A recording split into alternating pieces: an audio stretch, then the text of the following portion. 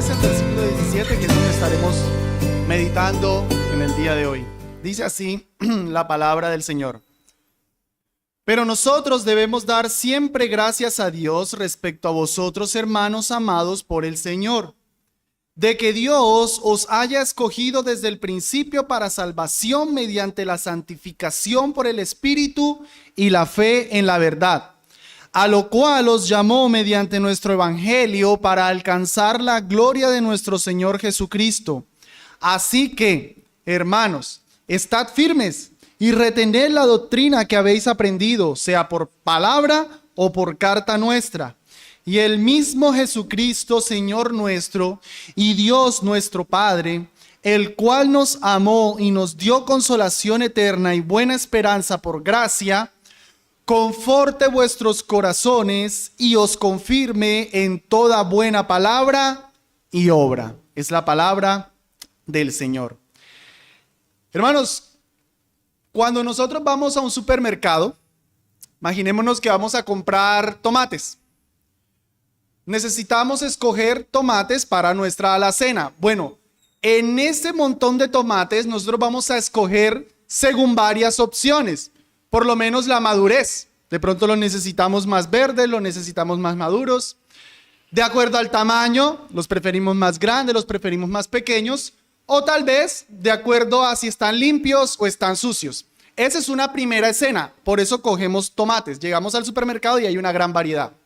Pero ¿qué tal que en otra escena llegamos y todos los tomates son igualitos? Todos están en el mismo tiempo de madurez, todos tienen el mismo tamaño, la misma forma e incluso todos están igual de sucios. Todos los tomates son iguales. En la primera escena, como lo dije, nosotros vamos a escoger de acuerdo a lo que hay en el tomate. O sea, la base para escoger será las características del tomate. Pero en la segunda escena, ¿por qué, hermanos? ¿Qué es lo que nos lleva a escoger si todos los tomates son iguales? Piénsalo un momento. ¿Por qué escoges cierto tomate si todos son iguales? La respuesta más correcta sería, bueno, pues al azar, porque quise. No sé, simplemente lo escogí. No hay algo en el tomate, sino el motivo que sea está en ti. Bueno, hermanos, estas dos escenas que les acabo de describir presentan precisamente dos formas de entender la doctrina de la elección. Por un lado, la base para la cual Dios escoge personas para que sean salvas está en la persona misma. Tal vez no es tan malo, tal vez tiene dones, tiene talentos y con base en eso Dios lo escoge. Tal vez algún día iba a creer, pero por otro lado todos son iguales, todos están sucios y el motivo por el cual Dios escoge a unos está en Él, pero no en las personas. El texto que vamos a estar tratando hoy nos va a apoyar que Dios escoge personas para salvación y que el fundamento, el motivo por el cual escoge a unos y no a otros es por su voluntad y no por lo que ve en los receptores o en los que elige. Este texto, hermanos, lo he decidido titular, como lo tiene también Reina Valera, Escogidos para salvación. Pero ahora, hermanos, en mi exposición y en el texto mismo, no se nos presenta la doctrina de la elección como meramente una discusión teológica, frívola, que pretende simplemente ganar la razón sobre una de las dos posturas, sino como una doctrina que nos afirma, miren el versículo 15, así que hermanos, estad firmes. O sea que si nosotros entendemos bien la doctrina de la elección, como espero exponerla en el día de hoy, nosotros vamos a tener ánimo en la vida cristiana. Espero que, repito, no salgamos de aquí simplemente diciendo, ok, yo tengo la razón en esta postura, sino que si la entiendo bien, yo tenga ánimo en mi vida diaria, ánimo en mi vida cristiana. Así que, hermanos, vamos a empezar viendo en primer lugar, como nuestro primer encabezado, la gratitud que el apóstol Pablo expresa por la elección. Versículo 13. Pero nosotros debemos dar siempre gracias a Dios respecto a vosotros. Ahí está claramente la gratitud. Preguntémosle, Pablo, ¿Por qué estás tan agradecido, hermanos amados por el Señor, de que Dios os haya escogido desde el principio para salvación mediante la santificación por el Espíritu y la fe en la verdad? En todo eso, hermanos, en sí, por lo que Pablo está dando gracias es porque ellos fueron escogidos para salvación. Vamos a ver aquí, en esta sentencia de que Dios escoge para salvación, primero el diseño de la salvación, el medio de la salvación y el propósito de la salvación. Así que en primer lugar, el diseño de la salvación, sí. El diseño de cómo Dios fue que hizo todas las cosas o qué fue lo que Dios planeó para que ciertas personas llegaran a ser salvas. Bueno, en primer lugar, Dios los escogió. Dios escoge personas para salvación. Hermano Jeffrey, ¿qué quiere decir en griego que Dios haya escogido desde el principio para salvación? Que Dios escogió para salvación, sencillo. No es un significado distinto. Lo que les describí en la escena, una persona cogiendo a unos y no cogiendo a otros. Dios eligiendo a unos para que fueran salvos y no escogiendo a otros para que fueran salvos. Eso es, en una primera instancia, lo que quiere decir que Dios escoge para salvación. Pero nuestro texto nos dice más. En ese diseño, nuestro texto nos dice ¿desde cuándo escogió Dios? Miren sus Biblias, versículo 13. De que Dios os haya escogido desde el principio para salvación. ¿Cuándo es el principio? ¿Cuándo fue que Dios escogió a aquellos que iban a ser salvos? ¿Será que Dios nos escogió en el momento en el que creímos? ¿Será que Dios a Jeffrey lo escogió, no sé, 7, 8 años atrás, en ese momento en el que escogió? ¿O cuándo es ese principio? Preguntémosle a la Biblia. No le preguntemos a los teólogos, preguntémosle a la Biblia. Vamos a Efesios capítulo 1, versículos 3 y 4. Y dejamos que la Biblia nos responda la pregunta, ¿desde cuándo fue que Dios escogió? Dice... Vamos a leer desde el versículo 3. Bendito sea el Dios y Padre de nuestro Señor Jesucristo, que nos bendijo con toda bendición espiritual en los lugares celestiales en Cristo. Nota toda la bendición que tenemos. Versículo 4. Según nos escogió en Él antes de la fundación del mundo. Entonces, amados, ¿desde cuándo fue que Dios escogió personas? Las escogió desde antes de la fundación del mundo. Ojo, ni siquiera desde antes que la persona fuera concebida. Como que yo hubiese sido escogido 40 años atrás cuando todavía ni mis papás se habían conocido. No, desde antes de que siquiera las cosas vinieran a existencia.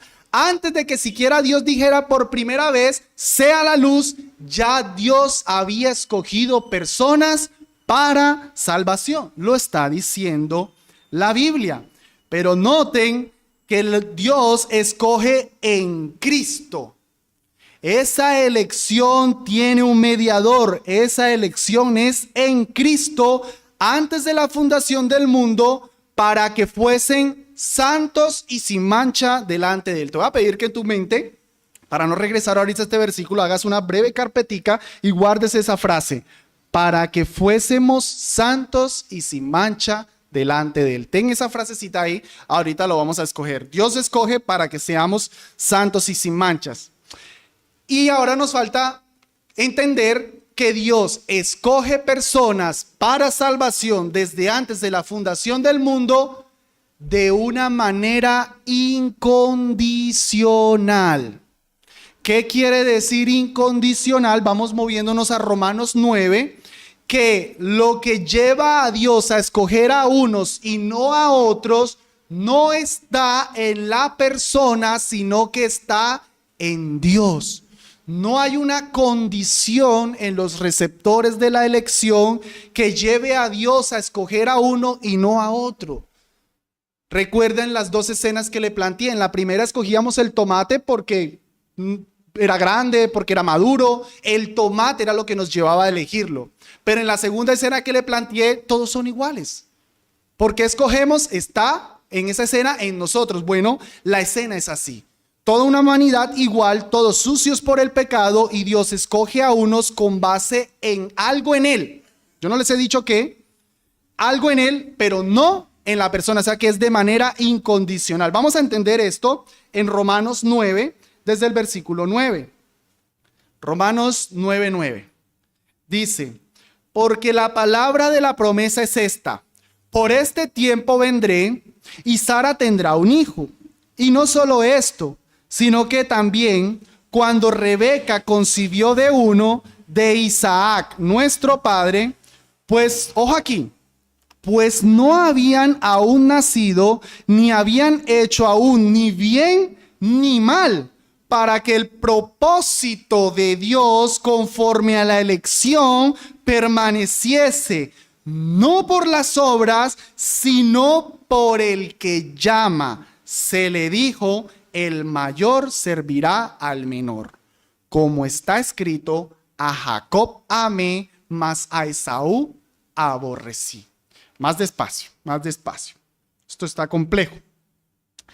Rebeca quedó embarazada de mellizos. Hermanos, ¿qué ejemplo natural o qué situación natural tenemos de dos personas que comparten las mismas condiciones que unos gemelos? Biológicamente comparten muchísimo, o sea que no es como, precisamente por lo que yo estoy diciendo de la elección, es como para dejarnos claro que no es con base en la persona. Las dos personas más iguales que pudieran haber, dos gemelos. Antes de que nacieran, cuando no habían hecho, dice la Biblia, ni bien ni mal. Es muy claro.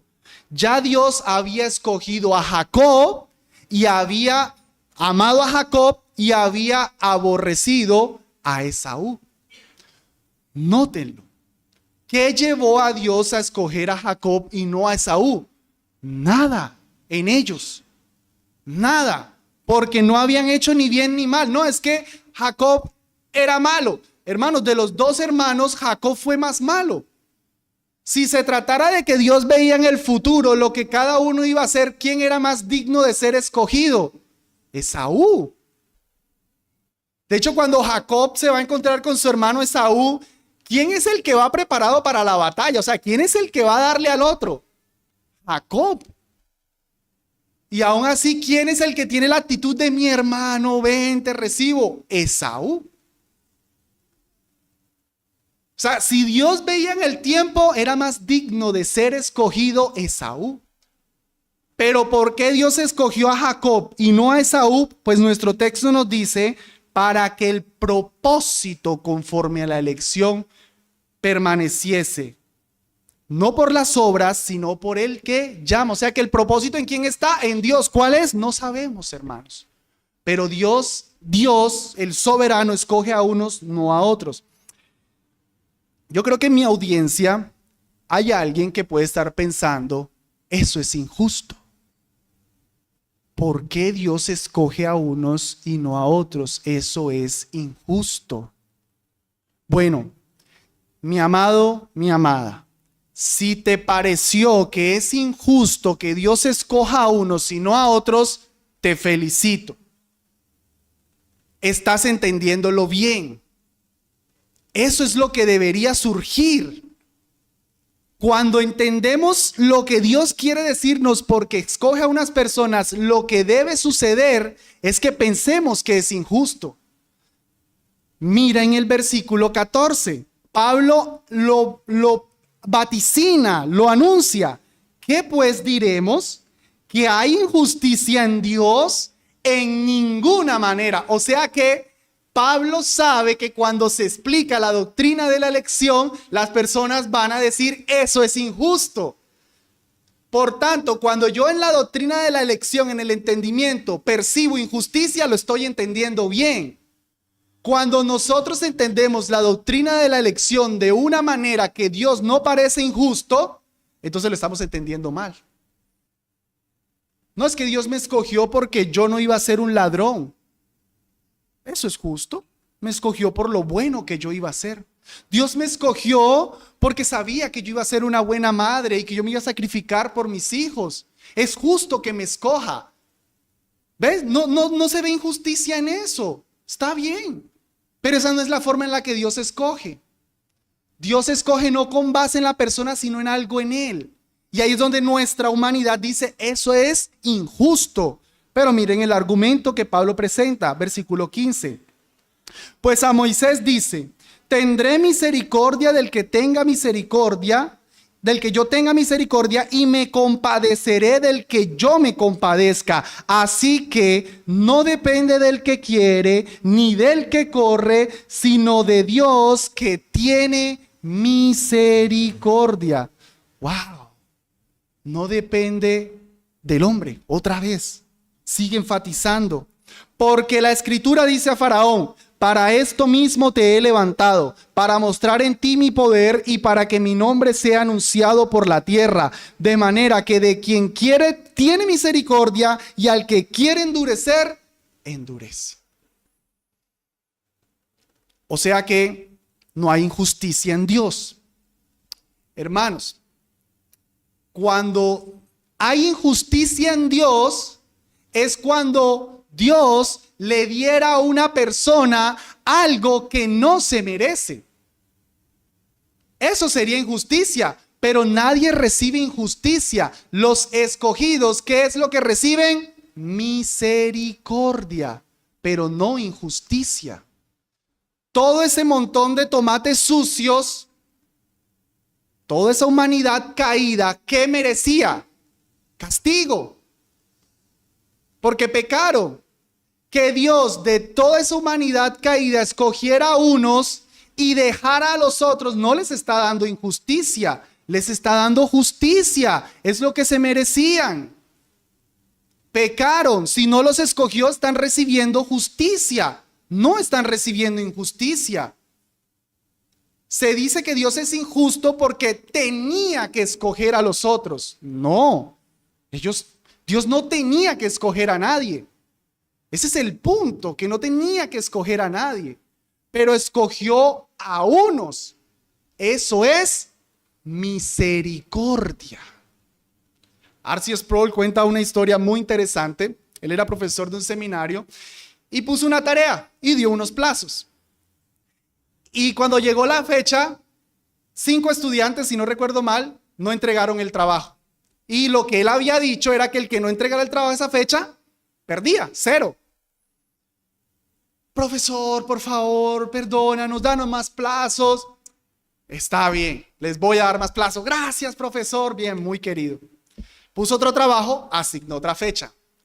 Ya no fueron 5 los que no entregaron, ya fueron más, 10 los que no entregaron. Profesor, perdónanos, disculpa, no nos pongas el 0. Está bien, misericordia, les doy más plazo. Puso otro tercer trabajo, otra fecha de entrega, o si no 0. Cuando llegó la fecha ya estaban más relajados. Profe, después te la entregamos. Y el profesor empezó, voy a decir cualquier apellido, Pérez, tu trabajo, no, 0. Gutiérrez, tu trabajo, no, 0. 0, 0, 0, de una. Y se levanta uno y dice, eso es injusto. ¿Por qué nos está poniendo 0? Y el profesor le dice, Álvarez, tú entregaste el trabajo la vez pasada a tiempo. No, profesor, 0 también. No, profesor, ya no me ponga 0 en la vez pasada. ¿Entienden el punto? Se empezó la misericordia a entender como un derecho. Se estaba reclamando misericordia. Y el profesor le dice, ok, ¿quieres que yo sea justo? Entonces te voy a poner 0 también en el trabajo anterior. Porque era lo justo. Ahí sí dijo, no, profesor. Deje solo el 0 en la de hoy. El profesor a uno les estaba dando misericordia y a los que no entregaron les estaba dando 0, pero ninguno estaba recibiendo injusticia. Nosotros reclamamos a Dios misericordia y la misericordia no se reclama. La misericordia no se merece. Para que sea misericordia tiene que ser dada gratuitamente. Si se merece, ya no es misericordia, ya es pago. Y de toda la raza caída en la que Dios escoge a unos y no a otros, lo hace por misericordia. no por injusticia. Nadie recibe injusticia. Viene la mente y piensa, pero hermanos, si Dios es soberano y Dios es el que escoge, entonces Dios no debería castigar a los culpables. Versículo 19. Pero me dirás, ¿por qué pues sin culpa? Porque ¿quién ha resistido a su voluntad? Mas antes, oh hombre, ¿quién eres tú para que alterques con Dios? ¿Dirá el vaso de barro al que lo formó, por qué me has hecho así? ¿O no tiene potestad el alfarero sobre el barro para hacer de la misma masa un vaso para honra y otro para deshonra? ¿Y qué si Dios, queriendo mostrar su ira y hacer notorio su poder, soportó con mucha paciencia los vasos de ira preparados para destrucción, y para hacer notorias las riquezas de su gloria, las mostró para con los vasos de misericordia que él preparó de antemano para gloria? Pablo ya se puso un poquito más serio, ya dejó de contender tanto. Dios es soberano. Es como si Pablo estuviera diciendo, si no te parece, cállate, que Dios es soberano. No puedes altercar con Dios. ¿Qué le dirás a Dios? Él quiso hacer las cosas así. Así que, hermanos, somos escogidos por Dios desde antes de la fundación del mundo de una manera incondicional para salvación. Él es el soberano. Es una doctrina dura, yo sé que no es una doctrina sencilla, pero es lo que la Biblia dice. Yo quisiera que me acompañaran, hermanos.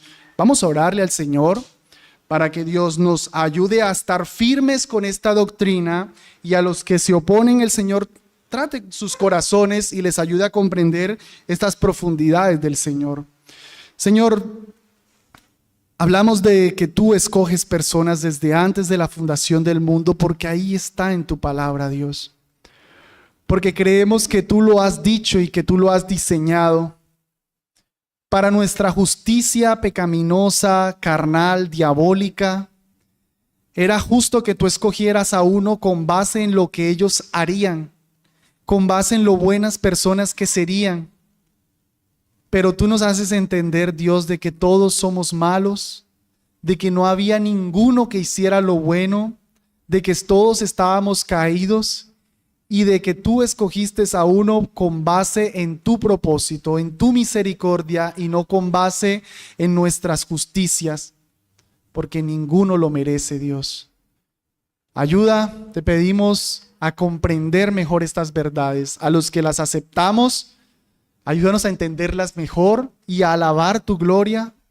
Y a los que no las aceptan, Señor, en tu Espíritu Santo, dales luz para ver las maravillas de tu ley. A ti sea la gloria, Dios, en esta elección. Amén. Ahora, el medio de la salvación. Dios ya escogió, ese fue el diseño. Volvamos a nuestro texto en 2 de Tesalonicenses. ¿Cuál es el medio a través del cual Dios hace que los que escogió lleguen a ser salvos? Sigue diciendo en el versículo 13, todavía estamos. De que Dios os haya escogido desde el principio para salvación, mediante la santificación por el Espíritu y la fe en la verdad. Aquí se nos van a poder responder un poquito de preguntas que pudieron quedar, objeciones que pudieron quedar en el aire. Si Dios escoge, comamos y bebamos que mañana moriremos. Momento, tiene un medio. Y el primer medio que se nos presenta aquí es la santificación en el Espíritu. Ahora sí, abre tu mente y saca el archivo que te dije que guardaras en Efesios 1:4, que decía que Dios escogió para que fuésemos, ¿qué? Santos y sin mancha. Los que Dios escoge, no los escoge para que anden por ahí en pecado si yo soy escogido de Dios. No. Tienen que tener una santificación. Esa elección se va a manifestar en una obra santificadora por el Espíritu. Una obra santificadora que empieza desde la regeneración y que va progresivamente en la vida cristiana hasta la segunda venida de nuestro Señor Jesucristo. La obra regeneradora es aquella en la que Dios nos quita el corazón de piedra y nos pone un corazón de carne. Es aquella en la que, estando muertos en delitos y pecados, Dios nos da vida espiritual. Es aquella en la que, estando esclavos del pecado, Dios nos hace libres en Cristo Jesús. Desde ahí empieza la obra santificadora. Ya Dios nos da una nueva naturaleza. Ahora lo que odiábamos, amábamos. Antes odiábamos a Dios, ahora lo amamos. Y empieza una obra santificadora en nuestra vida, como fruto de esa elección. Si ven, Dios no simplemente escoge y ya. Y pequemos, comamos, bebamos. No. Los escogidos se muestran santos. Pero además se nos da otro medio aquí. Y la fe en la verdad. Los escogidos son aquellos que van a llegar a creer en la verdad. O dicho de otra manera, para que podamos ser salvos, sí, debimos ser escogidos de Dios, pero tenemos que creer en la verdad. Por eso nosotros predicamos el evangelio. Hermanos, porque predicamos el evangelio confiados de que Dios tiene escogidos y que si los tiene escogidos, nosotros no necesitamos manipular, nosotros no necesitamos hacer trampas. Si Dios lo escogió, va a creer. Si no creyó hoy y es un escogido de Dios, creerá mañana, pero de que cree, cree. ¿Qué hacemos? ¿No le predicamos el evangelio? No, porque ¿cómo creerán si no hubieran oído? ¿Y cómo oirán si no hay quien les predique? ¿Y quién les predicará si no fueren enviados? Por eso hacemos obras misioneras. Porque creemos que Dios escogió. ¿Lo ven? La elección no lleva a quitar la proclamación del evangelio. Al contrario, la promueve. Imagínate que tú vas a pescar y ya, no sé, Dios o alguien muy experto que sabe mucho te dice, no vas a pescar nada. Tira el anzuelo que no vas a pescar nada. ¿Con qué motivo tú tiras la caña? Bueno, si la tiras, no sé, tal vez te pondrás a bailar, buscarás por ahí en internet cómo hacer que pescados vengan, cuál es la mejor presa y empiezas a hacer un montón de estrategias porque quieres ver que tal vez sí logres pescar. Depende de ti, depende de tu habilidad. Pero si más bien alguien que sabe mucho o Dios te dice, tira que vas a pescar. Pues con toda confianza tiramos el anzuelo. No necesitamos hacer maniobras raras. No, ya nos dijeron que vamos a pescar. Seguimos el método normal. Tirar la caña y poner la presa. Listo. Poner la carnada. Listo. No necesitamos hacer estrategias raras. Hermanos, saber que Dios ha escogido promueve la evangelización. La fe en la verdad es el medio para que los que fueron escogidos disfruten de esa salvación. Pero aquí yo quiero aprovechar la cláusula que se nos da en la Biblia, fe en la verdad. ¿Qué es la verdad? ¿Qué verdad? Hermanos, una persona no puede llegar a ser salva si no se le predica el evangelio de la verdad. Cuando uno no está confiado en la elección, uno cambia el evangelio para que las personas crean. Muchas iglesias practican la decisión de fe, pasa al altar y ponen a la persona a repetir una oración porque creen que la persona necesita decir algo para que sea salva y buscan manipular la manera porque depende de mí. Depende de mi estrategia. Entonces, no sirve un predicador que hable la palabra de Dios, sirve un payaso. Alguien que haga reír a la gente. Traigamos gente con buena música. Traigamos gente con un buen show para que entreguen su vida a Jesús. No, predica la verdad y traerás gente a Jesús. Eso es lo que trae a la gente a la salvación. La gente no es salva por escuchar una buena canción. Nadie es salvo por escuchar un buen testimonio. Nadie es salvo por llorar. Nadie es salvo por estar en una iglesia, ni siquiera una iglesia bíblica.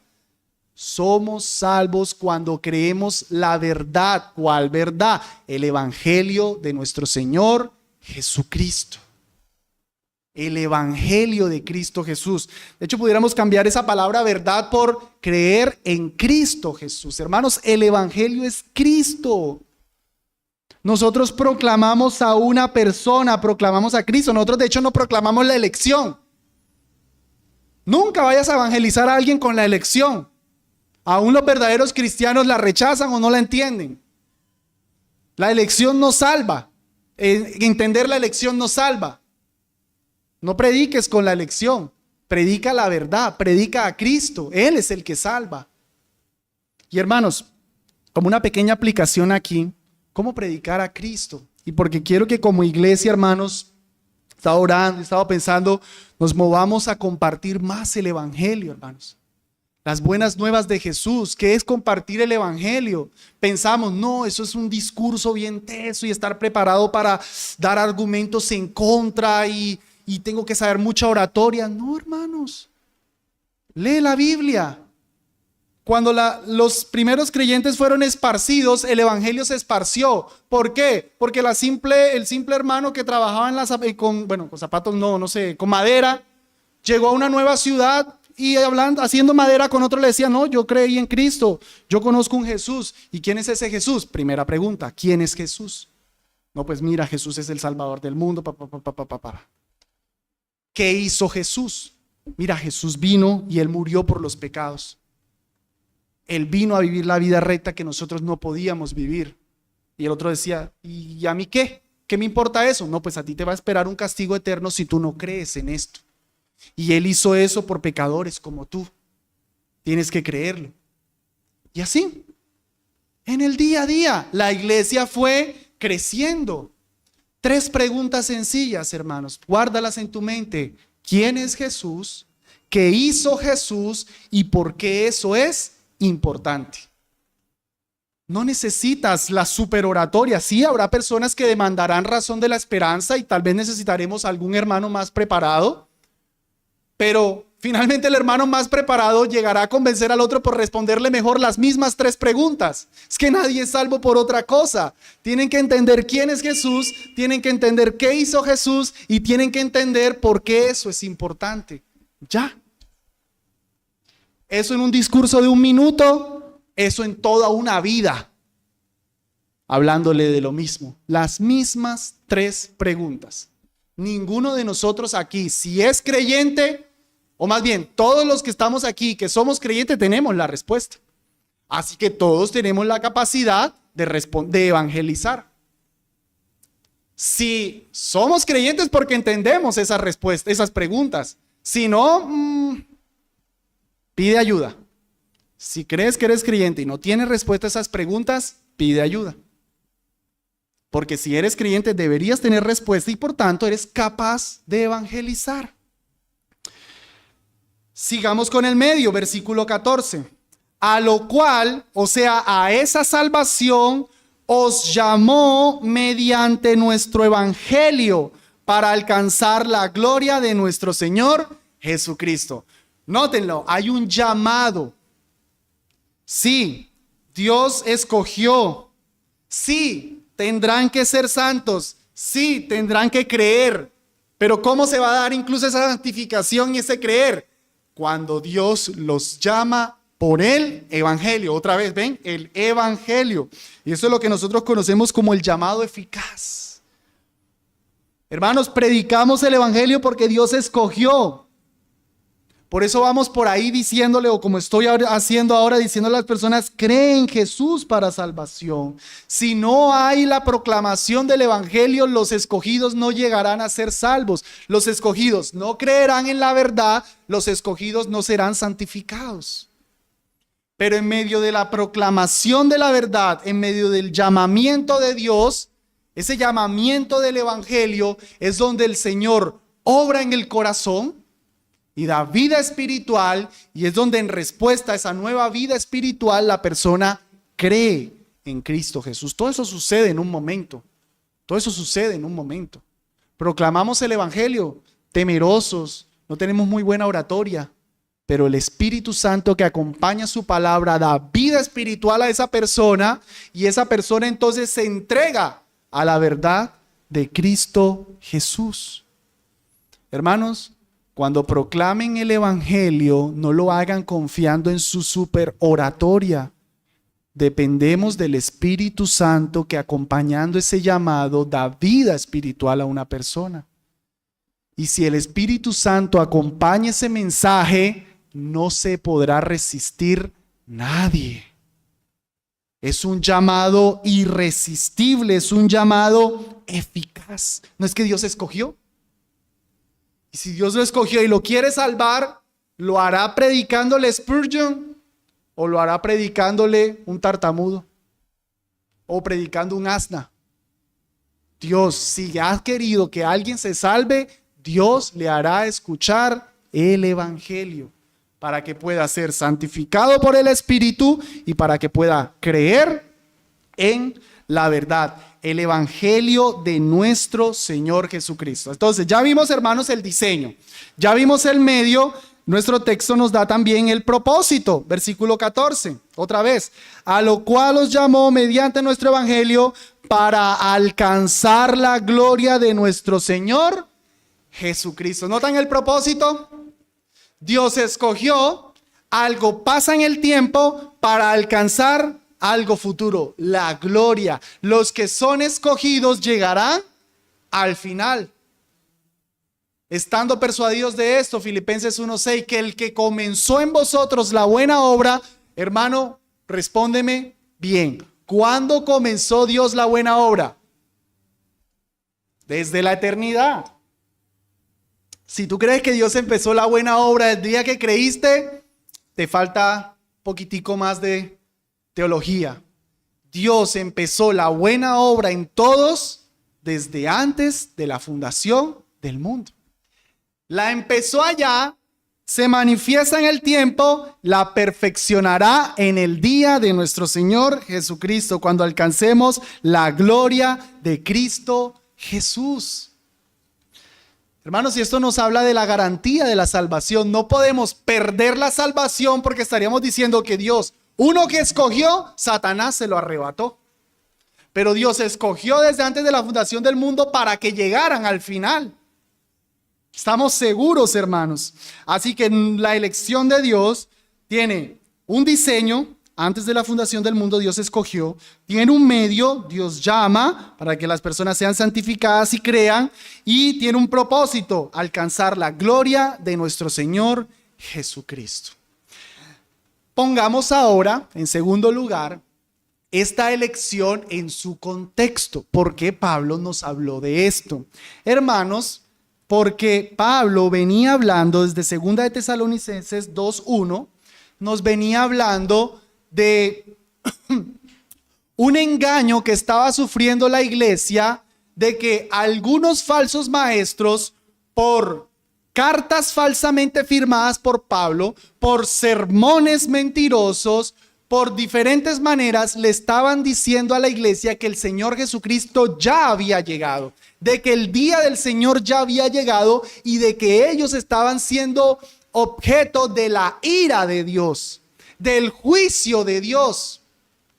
Y esto estaba turbando a los hermanos, versículo 2, que no os dejéis mover fácilmente de vuestro modo de pensar, ni os conturbéis, ni por espíritu, ni por palabra, ni por carta, como si fuera nuestra, en el sentido de que el día del Señor está cerca. O pudiéramos leer en el sentido de que el día del Señor ha llegado. Eso estaba turbando a la iglesia. Y Pablo les dice, momento, el día del Señor no ha podido llegar porque hace falta que se manifiesten dos cosas: la apostasía y el hombre de pecado, el anticristo. Eso es lo que prediqué hace 8 días, hermanos. Pero me interesa, para efectos de por qué hablamos de la elección, lo que se nos dice en el versículo 10 al 12. Miren lo que el anticristo hace con los falsos, o más bien con los que se dejan engañar, con los perdidos, y vamos a contraponer el destino de ellos con el destino de los elegidos. ¿Cómo se nos están contraponiendo estos dos grupos? Versículo 10 dice: y con todo engaño de iniquidad para los que se pierden. El anticristo va a venir con muchas iniquidades, con muchos engaños, a engañar, válgame la redundancia, a los que se pierden. Pero ¿qué le decía Pablo a los tesalonicenses? Que nosotros hemos sido escogidos para salvación. ¿Notan? Unos se pierden, otros son salvos. Cuando el día del Señor venga, cuando nuestro Señor Jesucristo venga por segunda vez, Él vendrá a unos a que se pierdan y a otros a que sean salvos. Seamos salvos. Sigue diciendo el versículo 10. Por cuanto no recibieron el amor de la verdad para ser salvos. Nota, los falsos, los malos, no reciben el amor de la verdad. ¿Cómo saludaba Pablo a los tesalonicenses? Debemos dar siempre gracias a Dios respecto de vosotros, hermanos amados por el Señor. Mientras unos no son amados, los otros son amados. Mientras unos no reciben el amor de Dios, nosotros somos objeto de su amor. Versículo 11. Por esto Dios les envía un poder engañoso para que crean la mentira. Nota, los malos se deleitan en la mentira, Dios los envía un poder engañoso, Dios los entrega a su mentira. ¿Quieren mentira? Sigan con su mentira. Pero a los escogidos, ¿qué les hace Dios? Los llama mediante nuestro evangelio para que creamos en la verdad. ¿Notan las contraposiciones? Unos creen la mentira, sigan en su mentira. Unos Dios los escogió, por tanto les envía a alguien para que les hable la verdad. Y versículo 12, a fin de que sean condenados todos los que no creyeron a la verdad, sino que se complacieron en la injusticia. Cuando el anticristo venga, habrá muchos que se deleitarán en la injusticia y esos serán condenados. Pero nosotros, los escogidos de Dios, fuimos escogidos para alcanzar la gloria de nuestro Señor Jesucristo. Y experimentaremos la santificación por el Espíritu. Los malos se deleitan en el pecado, nosotros nos deleitamos en la santidad. Los malos serán condenados, nosotros alcanzaremos la gloria. El día que nuestro Señor Jesucristo venga, va a ser esa discriminación. Unos serán condenados y otros seremos salvos. Y a la iglesia se les había olvidado esta verdad, y por eso es que Pablo les dijo: mis hermanos, acuérdense de la doctrina de la elección. Hermanos, nosotros aquí en Barbosa podemos estar firmes, podemos estar seguros de que cuando nuestro Cristo venga, nosotros seremos salvos. La segunda venida no es algo aterrorizante para nosotros. La segunda venida es un momento de gozo. Clamamos: ven, Señor Jesús. Amén. Pero cuando se nos olvida la doctrina de la elección, nos dejamos turbar. ¿Ven que no era meramente una doctrina por ganar un debate teológico? Y por eso, en tercer y último lugar, vamos a poder ver la firmeza que la elección produce. Así que, hermanos, estad firmes. ¿Lo ven? Ya, hermanos, tranquilos. Se dejaron turbar, ¿saben por qué? Porque se les olvidó que son escogidos. ¿Saben por qué creyeron que ustedes estaban siendo condenados? Porque se les olvidó que eran escogidos de Dios. Y le da un segundo mandamiento: retened la doctrina que habéis aprendido, sea por palabra o por carta nuestra. Retengan la doctrina, hermanos. Cuando una iglesia deja de retener la doctrina que tienen en su iglesia, se empiezan a dejar desviar. Vamos a tener eso en mente para unas aplicaciones más adelante. Entonces Pablo le da dos mandatos de acuerdo al correcto entendimiento de la elección. Estén firmes y retengan la doctrina. O sea que uno tiene que atesorar muy bien la doctrina de la elección y la escatología para vivir bien. La escatología, hoy nuestro hermano Adrián nos habló. Hermanos, ¿por qué nuestro hermano Adrián nos hablaba hoy de la escatología? La necesitamos. Es lamentable, hermanos, que no siempre estamos en los estudios de la escuela dominical. Necesitamos correcta escatología para estar firmes. Pablo les dio un tremendo discurso escatológico para que estuvieran firmes y después le dio un discurso de la elección para que estuvieran firmes. Ay, no, a mí háblenme de cómo ser un buen papá, a mí háblenme de cómo ser una buena mamá. Eso es lo que yo necesito para mi vida cristiana. Error. Una iglesia que estaba mal parada, Pablo no llegó diciéndole, bueno, discursos de cómo ser un buen papá y una buena mamá. Elección y escatología, para que estén firmes. Retengan eso, para que estén bien. Pero como no depende solamente de la capacidad de la persona, versículo 16, Pablo ora. Y el mismo Jesucristo, Señor nuestro, y Dios nuestro Padre, el cual nos amó y nos dio consolación eterna y buena esperanza por gracia, conforte vuestros corazones y os confirme en toda buena palabra y obra. Ora al Señor. Nos da el mandato, estemos firmes, retengamos la palabra, pero Señor, por favor, ayúdales a estar firmes y a retener esa palabra. Y creo que es una excelente manera de terminar el discurso porque Pablo acaba precisamente diciéndole a la iglesia que estén tranquilos, que estén consolados. Una iglesia turbada, unos hermanos que estaban asustados, yo creo que llorando, frustrados, creyendo tal vez que habían creído en vano, les predicó escatología y elección y terminó diciéndoles, tranquilos papitos, consuélense. Y el Señor los consuele. ¿Ven cómo Dios consuela? Con la verdad, hermanos. No busquemos consolación de Dios, sino en la verdad de Dios, en la palabra de Dios. Si estás desconsolado, ven a estudiar la Biblia. Dios nos consuela con la verdad de su palabra. Quiero terminar, hermanos, dando 4 aplicaciones a la luz de todo lo que hemos visto. Primero, y en modo de recorderis también. Primero, Dios escoge para salvación, pero a esos que los escoge, los llama por el evangelio y los santifica. Ojo ahí, que no se diga que el hermano Jeffrey predicó de un Dios arbitrario, que hace acepción de personas, que es un iniciador de libertinajes. No, porque vimos que Dios escoge y a esos que escoge Dios los llama, o sea que hay que predicar el evangelio. Y a esos que Dios escogió y que los llama les requiere una vida santa. ¿Quieres saber quiénes son escogidos? Predica el evangelio. Y si creen, ahí lo tienes.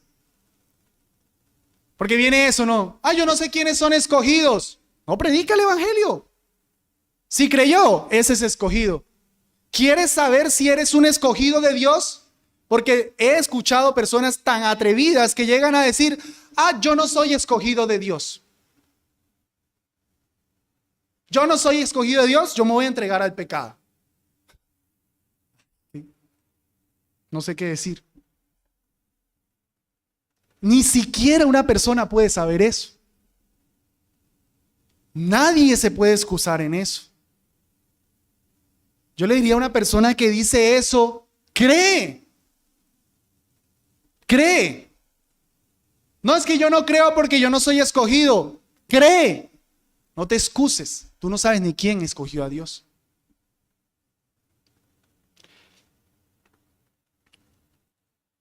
¿Quieres saber quién es escogido? ¿Quieres saber si eres escogido? Cree. Cree en Cristo Jesús. Escucha el evangelio, cree en Cristo Jesús. La elección es como una puerta. Afuera no se ve nada. Pero cuando tú entras, volteas a ver el marco, dice escogido. ¿Quieres saber si eres escogido? Entra por la fe. Y después miras a ver si eras o no. Si entraste, eras escogido. Nunca se puede excusar a alguien en que no fue un escogido de Dios. Por eso yo te digo a ti, mi amigo, mi amiga, cree hoy estás escuchando el evangelio de Cristo Jesús. Has escuchado que Cristo va a venir por segunda vez. Él va a venir y Él va a castigar a todos los que no han creído en Él. Porque Jesús, el Hijo de Dios, descendió, Él habitó entre nosotros. Tú has visto películas, tú sabes quién es Jesús. Él fue perfectamente santo. Él nunca cometió un pecado y Él fue a la cruz del madero porque tú habías pecado. Y recibió el castigo de todos aquellos que se rebelaron contra Dios. Y nos dice que solo tenemos que creer en Él. Tienes que reconocer que eres un pecador, que eres una pecadora y que esa obra de Cristo Él la hizo por ti. ¿Por qué te resiste? ¿Por qué no quieres? Porque amas más el mundo. Porque ¿qué van a decir? Después me entrego a Jesús. No seas tonto, no seas tonta. Entrégate hoy a Él. Mañana no sabes si ya va a llegar. Mañana no sabes si te morirás y te encontrarás con Él. ¿Y qué le vas a alegar allá? ¿Es que yo no era escogido? No. Te tapará la boca y te dirá, te predicaron ese día y no quisiste creer. Tú no quisiste creer. Allá no se va a discutir elección. Allá solo se va a discutir, ¿creíste o no creíste? La elección es un misterio de Dios. Aquí se discute, allá se discutirá, ¿crees o no crees en Cristo Jesús? ¿Te entregas a Él o no te entregas a Él? Cuidado, hermanos, con el libertinaje en segundo lugar. Yo soy escogido de Dios, yo puedo hacer y deshacer que yo soy escogido de Dios porque yo creí. Cuidado, los escogidos tienen un fruto. No te estés engañando. Pero, hermano Jeffrey, tú dijiste que los que creen son escogidos. Yo ya creí. Muestra tus frutos. Dios escogió para que fuese santo y sin mancha delante de Él. El escogido ama la santidad. El escogido vive una vida santa. El escogido no anda diciendo comamos y bebamos que mañana moriremos. El escogido ama a Dios. El escogido se abstiene del pecado. En tercer lugar, hermanos, la elección de Dios es lo que hace posible que no seamos engañados por el anticristo. Si la tribulación nos alcanzará en vida, hermanos, que hayamos sido escogidos por Dios es lo que nos da garantía de que tan feo como se ponga el mundo, nosotros seremos salvos. Se los decía hace 8 días, nos lo decía nuestro hermano Adrián hoy. Si la cosa se pone fea, hermanos, somos escogidos, podemos estar seguros. Si sufriremos, si lloraremos, si nos matarán, si nos encarcelarán, somos escogidos de Dios. Esa es la seguridad. Y en último lugar, hermanos, cuando Pablo le decía a la iglesia, retened la doctrina, hermanos, esta iglesia tiene la doctrina de la elección, esta iglesia tiene una doctrina escatológica. Hermanos, como iglesia local, yo sí les exhorto, retengan lo que esta iglesia cree. Retengamos, hermanos, nosotros creemos conforme a las escrituras, la escatología que le hemos hablado, una escatología que es amilenial, una escatología que es postribulacional. Si no entiendes esos términos, después los podemos hablar. Creemos una soteriología como la que hemos hablado. Retén esa doctrina porque es la doctrina de esta iglesia. Eso es lo que te va a mantener firme. Mira, por ahí hay mucho internet y yo no digo que no veamos internet, eso es de las sectas, prohibir que escuchen otros maestros, eso es de sectas. Pero hermanos, recuerda que tenemos una iglesia local. Si otro hermano, yo admiro a otros pastores más inteligentes que yo, creen algo distinto de lo que nosotros creemos, hermanos, pues tienes dos, o te vas para allá o te quedas aquí y retienes lo que aquí creemos. Pero hay que retener la doctrina de la iglesia. Si de pronto hay dudas sobre algo, pregunta. Pero no seamos incluso hasta groseros hay veces de que escuchamos a otro pastor de otro lugar y ya automáticamente menospreciamos nuestra iglesia. Ay, tan chévere como lo hacen en la iglesia del otro. Ay, tan chévere lo que por allá hacen. ¿Por qué no se hace eso aquí? Es que ese Jeffrey no estudia la Biblia. Es que en mi iglesia no hay verdad. Es que mi iglesia está torcida. Momento. Creo que hay otros pastores que hacen otras cosas, tienen sus motivos. Cada iglesia retenga su doctrina. Y que sea una doctrina conforme a la palabra. Me gustaría que hubiera full batería y que hubiera full humo y full shows. ¿Por qué esta iglesia adora como adora? Tenemos bastante base bíblica de por qué se hace así. De hecho, estoy preparando unos estudios para poderlo compartir. No es que no hemos leído la Biblia, no es que no hemos ido a otro lugar a conocer esas cosas, las conocemos. ¿Por qué se hace aquí ciertas cosas? Retén la doctrina de la iglesia. Eso, hermanos, es lo que nos hace estar firmes, es lo que nos hace estar consolados, porque a la final de cuentas todo lo que queremos hacer lo hacemos por nuestro Señor Jesucristo, porque nosotros tenemos un Señor. A mí díganme, no me digan, mira lo que hace el pastor, digan, mira lo que hace Cristo, Él es el Señor. Yo solo tengo un jefe en la vida y es Cristo Jesús. Si Él lo dice, yo no puedo renegarlo. Hermanos, cuidado con el internet, cuidado con todo lo que por ahí escuchamos. Es Cristo el Señor de la iglesia. Es Cristo el amo. Pero es que allá no creen Pepito Pérez, que es estudioso, que es doctor, que es, mejor dicho, toda su vida estudiando, no cree en la lección. Cristo cree en la lección. Pero es que él sabe griego y sabe hebreo y no cree en la lección. Cristo sabe más y él cree en la lección. Nunca nos excusemos en lo que otro dice, en lo que dice Cristo. Él es el Señor de la iglesia y Cristo ha escogido personas.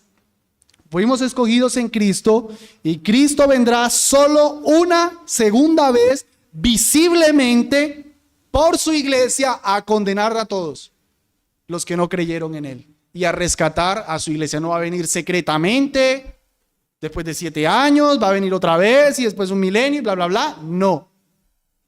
Cristo dijo claramente, yo vendré por segunda vez a separar a las cabras de las ovejas. Eso es lo que Cristo enseñó, eso es lo que nosotros creemos. Retengamos la doctrina, la escatología, la soteriología de esta iglesia local.